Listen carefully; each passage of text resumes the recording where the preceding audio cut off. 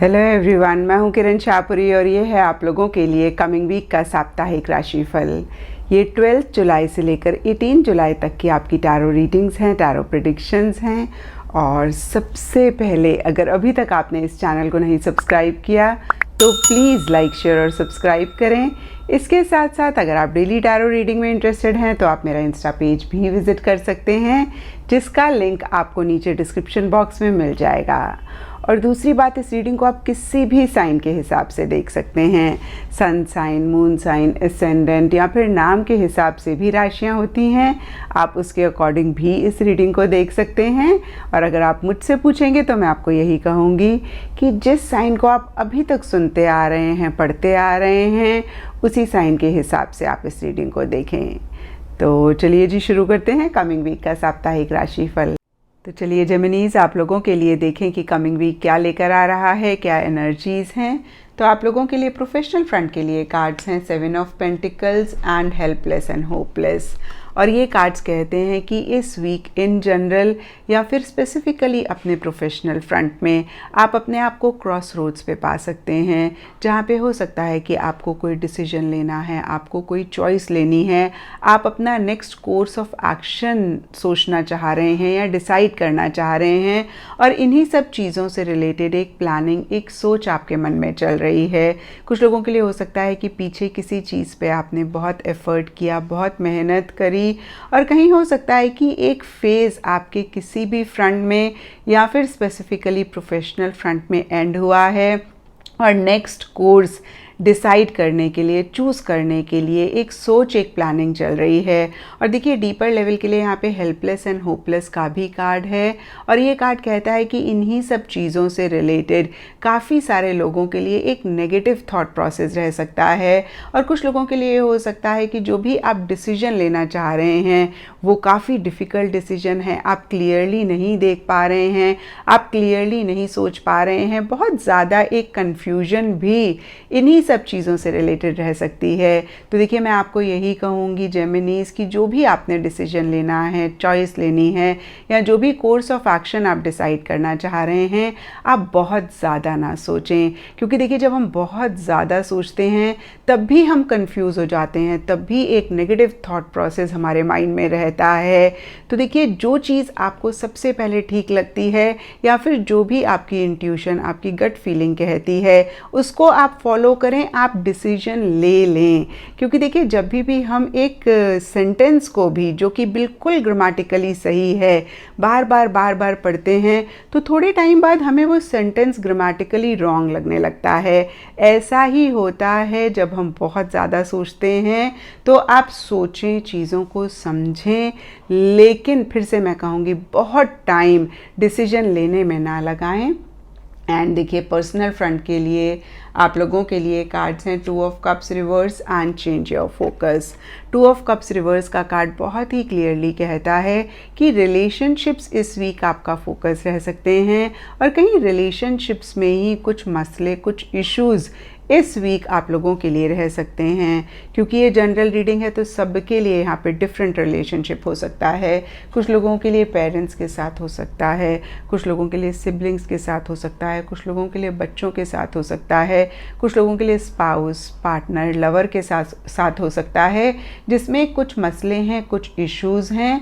और यहाँ पे देखिए, चेंज योर फोकस का कार्ड आपको 1-2 चीज़ें बोलता है।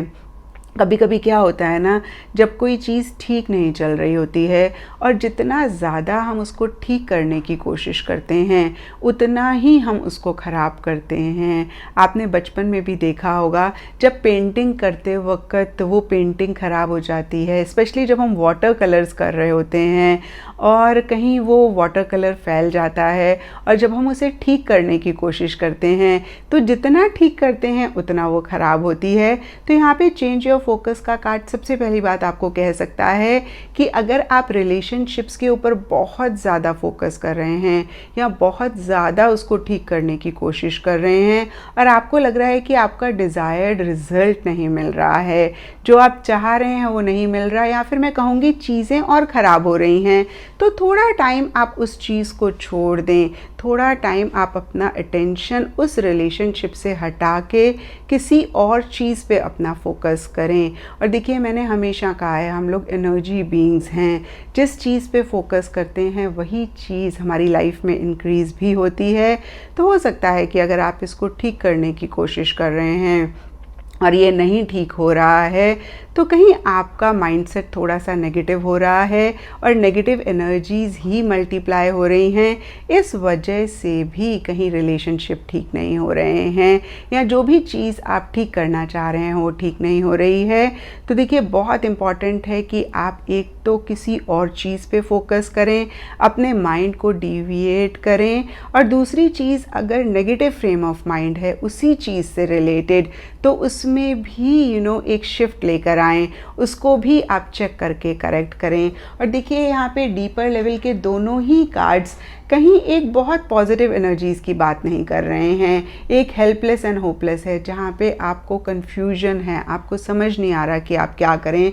और दूसरे कार्ड में बहुत ही क्लियर एक तरीके से गाइडेंस है कि आपको अपना फोकस शिफ्ट करना है, आपको अपने माइंड को डिविएट करना है। और देखिए, ऐसा अगर आप करते हैं तो इस वीक की एनर्जीज़ को किसी लेवल पे आप ठीक कर पाएंगे। एंड गाइडेंस से आप लोगों के लिए कार्ड है शी वुल्फ, और ये कार्ड कहता है unleash the wild with in. तो देखिए, हम सब के अंदर एक वाइल्ड एनर्जीज़ हैं, एक रिबेलियस एनर्जीज़ हैं, जिसको हम सब लोग सप्रेस करते हैं, रिलीजन की वजह से, सोसाइटी की वजह से, जो भी हमारे आसपास लोग हैं उनकी वजह से। हमें लगता है ऐसा हमने कहा तो लोग क्या सोचेंगे, ऐसा हमने करा तो लोग क्या सोचेंगे। और देखिए, थोड़ा सा इन एनर्जीज़ को लिमिट करना ज़रूरी भी होता है, लेकिन एट टाइम्स हम इसको बहुत ज़्यादा लिमिट करते हैं। बहुत सारी डिज़ायर्स होती हैं, बहुत सारी चीज़ें हम करना चाहते हैं, हम कहीं उनको एक्नॉलेज ही नहीं करते हैं, हम उस डायरेक्शन में एक्शन ही नहीं लेते हैं, क्योंकि हम बहुत ज़्यादा सोसाइटी, अगेन रिलीजन या लोगों के बारे में सोचते हैं। तो देखिए, अगेन मैं कहूँगी, इन्हीं चीज़ों को लेके सोचना बहुत इम्पॉर्टेंट होता है, लेकिन इतना ज़्यादा नहीं कि आप अपनी डिज़ायर्स को ही सप्रेस करें। और इस वीक के लिए बहुत ही क्लियर मैसेज है कि उन्हीं वाइल्ड रिबेलियस एनर्जीज़ को आपने बाहर निकालना है। जो आप करना चाहते हैं, जो आप कहना चाहते हैं, इस वीक आप ज़रूर करें। एंड एस्ट्रोलॉजी से आप लोगों के लिए कार्ड है द मून, एंड इसके हिसाब से वाइट कलर इस वीक आप लोगों के लिए लकी रह सकता है। एंड सिग्निफिकेंट डे आप लोगों के लिए इस वीक होगा मंडे। तो ये था जेमिनीज आप लोगों के लिए कमिंग वीक का साप्ताहिक राशिफल। और नीचे मुझे कमेंट सेक्शन पे ज़रूर बताएं कि ये कितना आपके साथ कनेक्ट किया, कितना आप रेजोनेट कर पाए।